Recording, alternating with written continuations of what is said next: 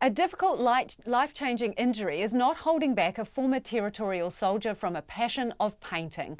Grant Phillip suffered a diving accident nearly 30 years ago, leaving him with spinal injuries and a tetraplegic at the age of 18. Our defence reporter Jonathan Mitchell and visual journalist Simon Rogers went to meet Grant and his art. Grant Phillip was just fresh into his military career. He trained as an apprentice sheet metal engineer and territorial soldier. All that came to a halt after a diving accident left him a tetraplegic. However, service runs in his blood. His parents were in the military too, and that kept his spirits alive. Instant change of lifestyle and learn to adapt in new ways and a new way of living. Pretty much to me it's planning and logistics. You know, if you're going to be doing anything, then you plan what you need, where you're going, and it seems to run quite smoothly. All these years later, he's returned to his army roots. As well as competing at this year's Invictus Games in archery, he's been part of a group of current and former personnel, along with families, who've turned a painful situation into art. The Art in Recovery program is in its first year. The pieces have been on display behind the wire at Burnham Military Camp in Canterbury. Grant Phillip has been painting for more than a decade and uses his mouth to hold the brush. Usually with the painting, though, I'll try and knuckle down and get it done as quick as possible.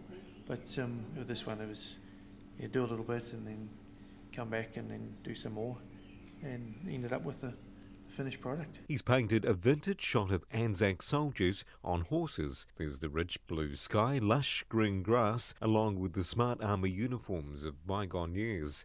Mr. Phillip says he loves to paint landscapes and flowers. As well, he's painted calendars and Christmas cards with other mouth and foot artists in Christchurch. He says he's not in a dark space about his situation. I guess it highlights to anyone who's currently serving or not serving, or has served before, that if you're injured or ill, that through art you do have a release to show how you feel or your feelings.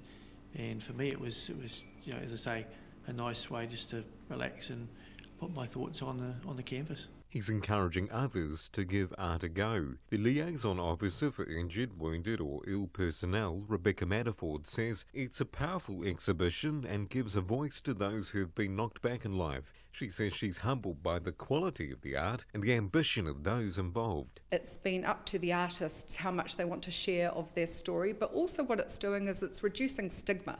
It's getting people talking about their journeys, and hopefully it's encouraging more people to potentially talk about what's gone on for them.